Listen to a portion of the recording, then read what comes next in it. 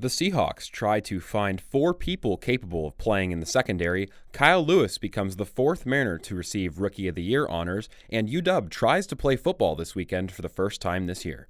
Let's take it around the sound.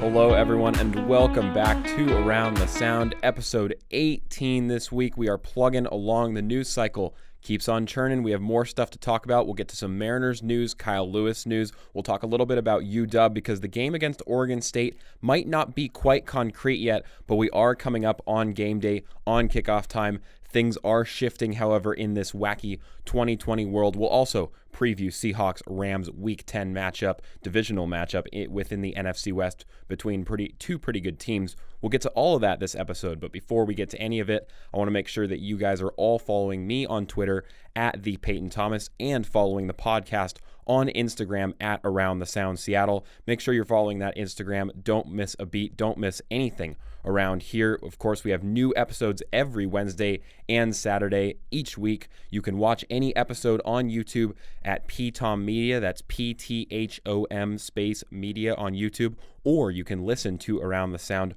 wherever you get your podcast. Let's start with Kyle Lewis. Let's start with a little bit of the Mariners news we got. Finally, Rookie of the Year, the award was given earlier this week. All of the Mariners season on this podcast, I had been speculating a little bit about the award. It was the only major award that the Mariners had a player that was up for or nominated for. They had a couple Gold Glovers, which I think we talked about last week or 2 weeks ago whenever they were given out, Evan White at first base and shortstop J.P. Crawford, respectively, in 2020. But we have Rookie of the Year given out just this week. Kyle Lewis, I think it was the 9th that it was officially given out. Kyle Lewis was nominated alongside 2 others, Luis Robert being sort of the other notable name within the 3. For AL Rookie of the Year, Kyle Lewis, unanimous. All 30 votes, all 30 first place votes within the AL all went to Kyle Lewis. He is only the 13th player to win Rookie of the Year unanimously in the American League, and check out this list of names that he is among that have won Rookie of the Year unanimously in the American League. Carlton Fisk, Mark McGwire, Sandy Alomar Jr., Tim Salmon, Derek Jeter, Nomar Garciaparra, Evan Longoria, Mike Trout, Jose Abreu, who won MVP this year, Aaron Judge, and Yordan Alvarez. That's some pretty good company around Kyle Lewis, surrounding him with those 12 other names. Those guys almost all went on to be fantastic ball players, several Hall of Famers within that list, a few future Hall of Famers, some guys that are still playing in the game right now. You talk about Mike Trout, Abreu, or Aaron Judge. Take your pick from that crop. Kyle Lewis is certainly putting himself in a great conversation, winning this award unanimously. Kyle is only the 4th Mariner to ever receive Rookie of the Year honors. You have Alvin Davis in 1984, and then you have Kaz Sasaki in 2000 and Ichiro in 2001. However, both Sasaki and Ichiro, were they real Rookie of the Year winners? It was their first year in Major League Baseball, but they had both played professionally over in Japan for several years, and for a long time, American baseball underestimated the strength of those Japanese players coming over, and there were so many great players within that generation, Ichiro and Sasaki. Ichiro probably kind of the main one, who's still a legend in both the Japanese and American games, future Hall of Famer, but both of those guys also got Rookie of the Year. The NL Rookie of the Year winner this year was Brewers relief pitcher Devin Williams. I know he and Kyle Lewis have a great relationship this year, and congrats on both Kyle Lewis and, of course, the NL winner Devin Williams. So I want to go through a little bit of the history of Kyle Lewis for some newer Mariner fans or people who haven't really been following him that closely before this year. He was a name around the Mariners organization before 2019. Before he was called up, but before then, a lot of people don't know the full story about how Kyle Lewis just made it to the majors and how he got this far to being a unanimous winner of Rookie of the Year. And it took a lot of adversity. Kyle Lewis went through a lot since he was drafted, and he was drafted in the first round in 2016 out of Mercer University. He played his first year with the Aqua Sox, and this is kind of when the complications began. In his first year with the Aqua Sox, he took a gruesome major knee injury that included a meniscus tear, an ACL, a full blown out ACL. And I think a lot of people that were speculating were wondering whether Kyle Lewis will ever be able to be the same player, or will his potential drop off after this injury. A lot of times just players don't recover. Their knee doesn't heal quite right, and they don't recover the same way. They're kind of knocked off that trajectory. Kyle Lewis, a lot of people before this injury regarded him as having a very high ceiling. There's a reason he went so high in the first round, but when he got back in 2017, he was rehabbing the knee. He slammed it into a wall, causing further complications. Like he was at the A level, or the high single A level of the Mariners system at that point. And when he slammed his knee into the wall, further complications, further questions about whether he would ever be able to recover from this injury. It meant that the Mariners organization were forced to sit him down for an entire other year. He wasn't able to return until the middle of 2018.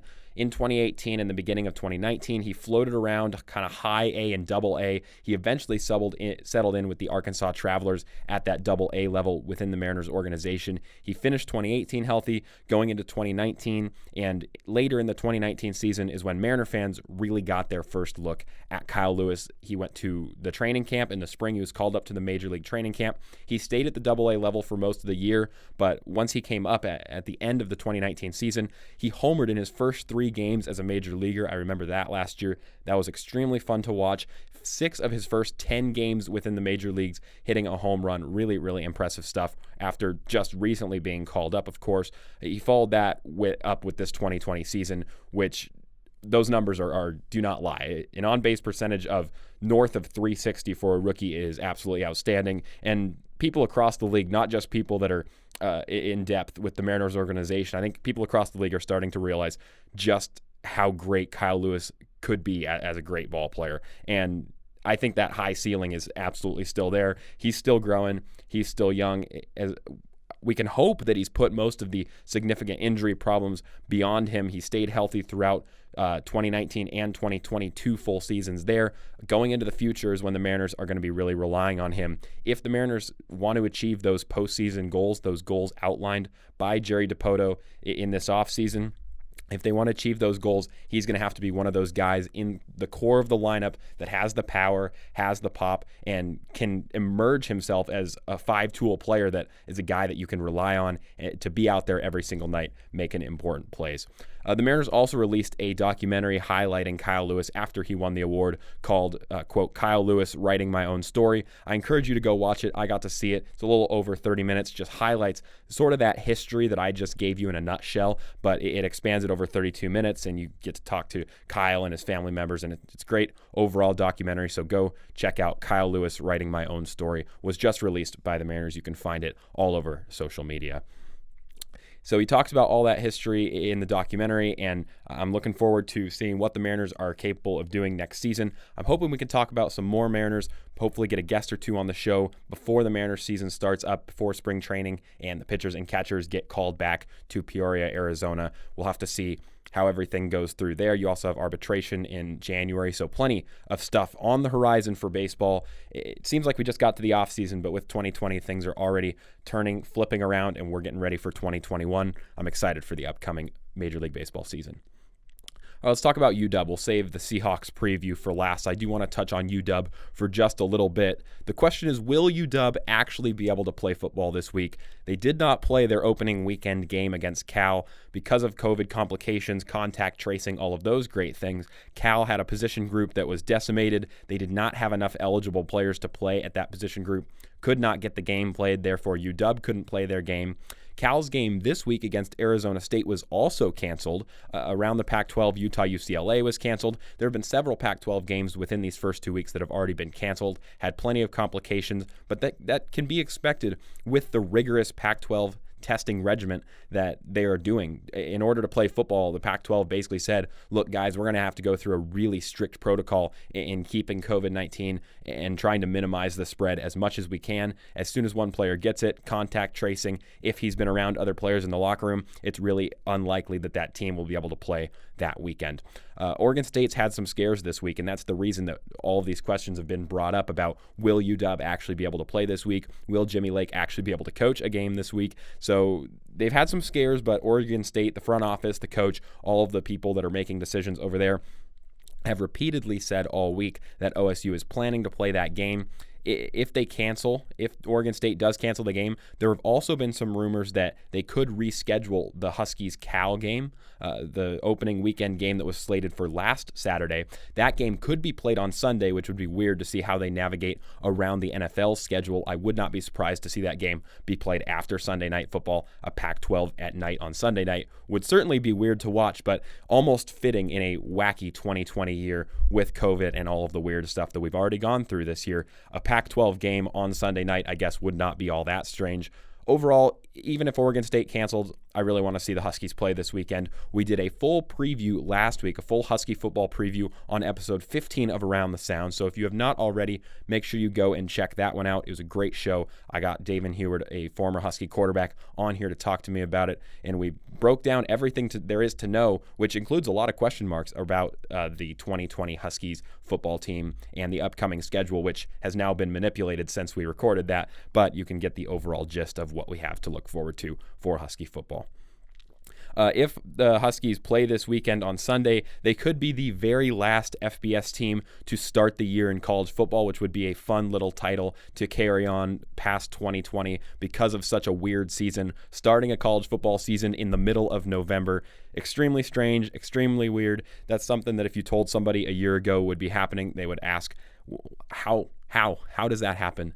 But lots of time before that 8 p.m. Pacific time kickoff on Saturday between UW and Oregon State University, which means plenty of time for something to go wrong, something to go awry, and the game not to happen. So either Saturday versus Oregon State or Sunday versus Cal. I hope the UW can get a game in this weekend. We'll have to watch, wait, and see how the conference reacts to COVID tests the day before the game and game day. We'll see what happens.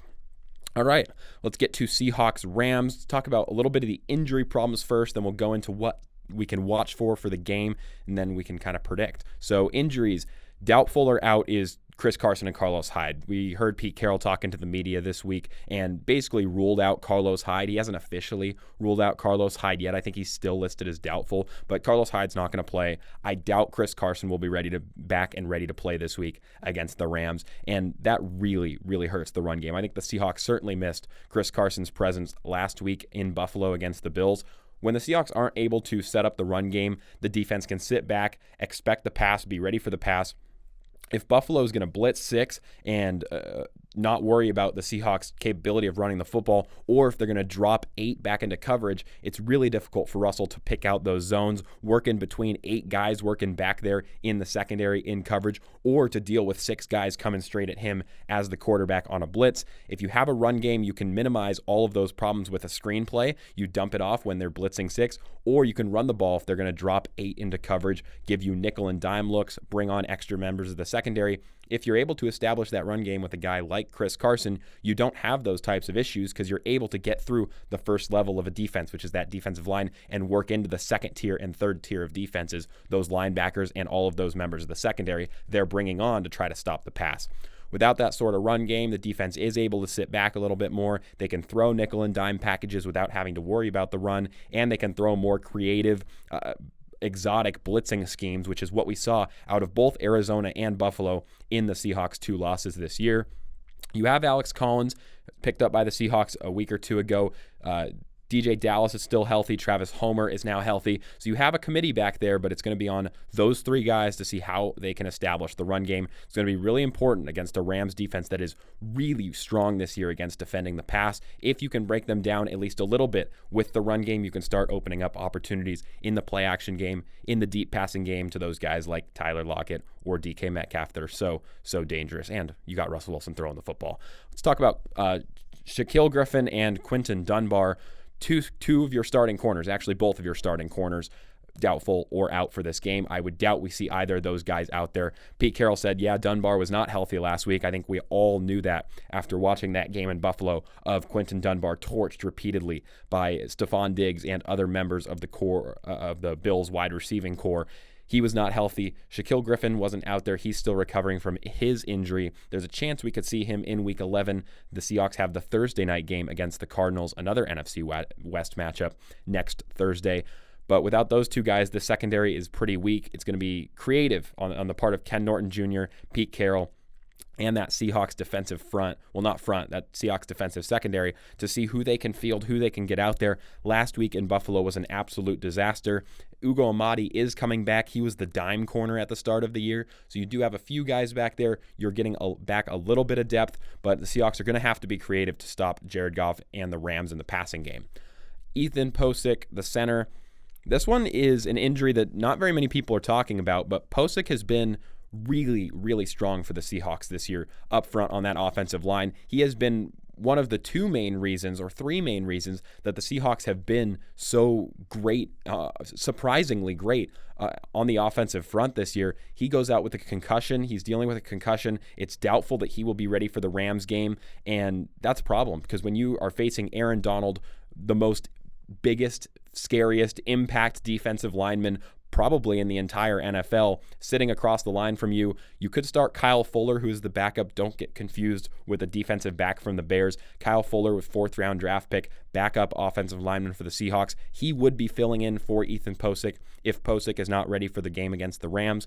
That's a matchup to watch out for because Aaron Donald can be an impact player. He's done it against the Seahawks before, been extremely, extremely disruptive and changed the tide of games between the Rams and the Seahawks with his playmaking ability in the sack game, tackles for losses, blowing up screenplays, blowing up offensive linemen for sacks. He can be a real impact player.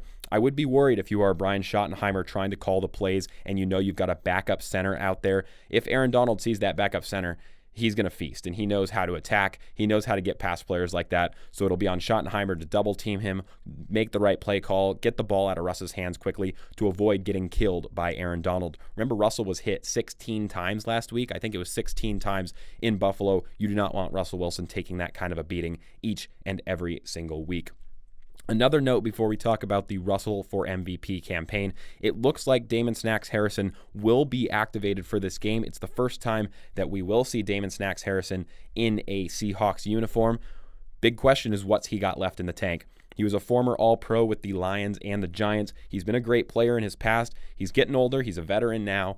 The reason he has not been activated yet and not been called up yet is Pete Carroll wants to make sure he's back, game ready, in form, and this is going to be a huge teller in this first game is whether Snacks can do it at the level that he could do it before or do it at anywhere close of a level that he was able to do it before. It would big help for the Seahawks defense if they could get both Carlos Dunlap and Snacks Harrison on that defensive line, bullying opposing offensive linemen, blowing plays up, making opportunities so that the secondary doesn't have to cover back there for 4 or 5 seconds. All right, let's talk about the Russ MVP campaign. A little bit derailed last week. 4 turnovers, 2 interceptions in Buffalo with an additional 2 fumbles that tallies up to 4 turnovers, the second most in Russell Wilson's career. So what needs to happen? Russell needs to stop cooking up those turnovers. Customers of the Russell Wilson kitchen do not like turnovers. It's not good for his MVP campaign. It's not good for his image. I know those fumbles weren't completely on him. It was the offensive line. But if Russell Wilson wants to play at an MVP level and be a MVP winner, he can't turn the ball over 4 times. He turned the ball over 3 times against Arizona, which means 7 total turnovers with between the Seahawks' 2 losses. That's got to stop. That's really tough. A note, Seattle's never lost 3 straight games in a row with Russell Wilson. Russell Wilson is also 32-8 following a loss in his career. Russell Wilson, throughout his career, historically been extremely, extremely great after losses. And this week against the Rams, the defense is going to need it because the Rams defense is extremely good and Russell Wilson is going to have to pick them apart, score 30, 35 points because the Rams offense, while they may be a little bit pedestrian this year, the Seahawks defense, there's a lot of question marks back there. Gave up 44 points against Buffalo last week. Russell Wilson's going to have to straight up play really well and outscore the Rams this year. Speaking of the Rams this year, the pass defense has been, I think, second best in the NFL. Their secondary, their linebackers are able to cover. Their linebacking core is extremely quick, can drop back into coverage or can blitz, extremely versatile. You have Jalen Ramsey leading that secondary for the Rams. and quietly good this year. The Rams secondary it's been Jared Goff that's really been letting them down this year. The Rams are sitting at 5-3, I believe, right now, and 4 of those 5 wins have come against NFC East opponents. So the Rams have had somewhat of a cakewalk schedule. Their only impressive win was against a Bears team who was 4-1 at the time, but a lot of people were also considering the Bears to be sort of imposters at the 4-1 record that they were at. So it'll be interesting to see just how good this Rams team is. This might be sort of a gut check for them. They also took some pretty bad losses, including a loss against the Dolphins last week. However, the Dolphins look like a pretty good team this year, now that they have beat everyone throughout the NFC West except for Seattle, of course. Seattle taking a victory against the Dolphins in either week 3 or 4. I think it was week 4 because it was after the Cowboys game.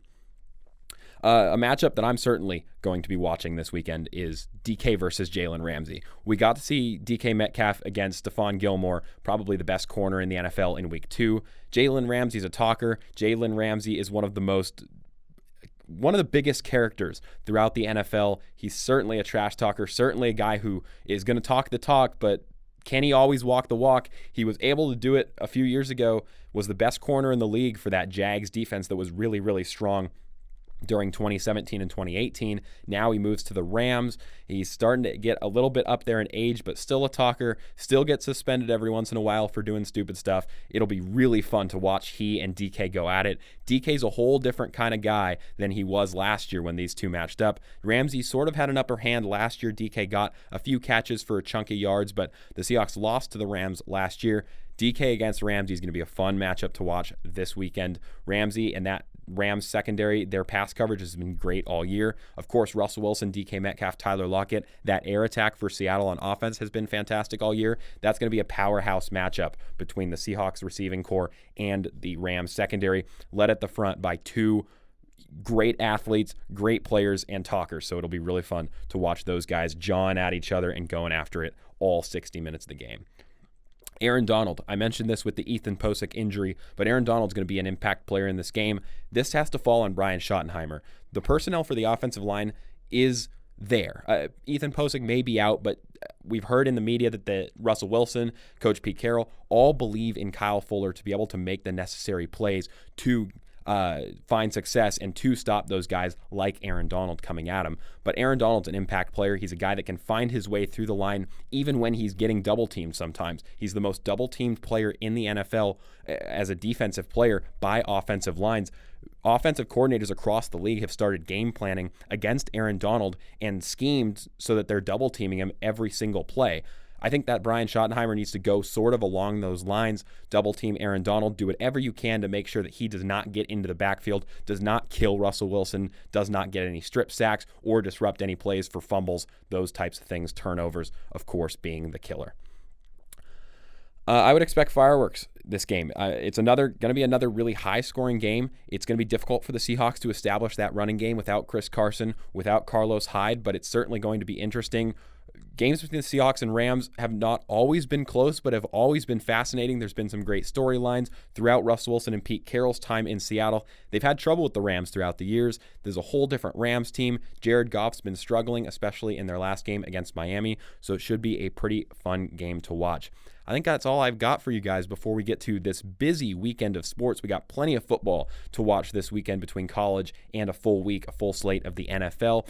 Before we go into next week we'll be talking a little bit about the Mariners offseason, hopefully. We'll wrap up the Seahawks game against the Rams and preview Thursday night football because we post Around the Sound on Wednesdays and Saturdays. Next Wednesday's game, we'll be wrapping up the Rams game and also previewing the Thursday night game for the Seahawks against the Cardinals. So we get a little bit of a shift in schedule here from Around the Sound because of the Seahawks game moving up. Well, we get episodes on the same days, but we get previews and reviews of Seahawks games a little differently in a week than we normally would because of that Thursday game being before the Saturday episode. But I'm sure you guys won't mind. We'll have plenty of news, plenty of games, plenty of things to talk about next week. So make sure you go out there, enjoy football this weekend. Stay safe, and thanks for listening. We'll be back here next week.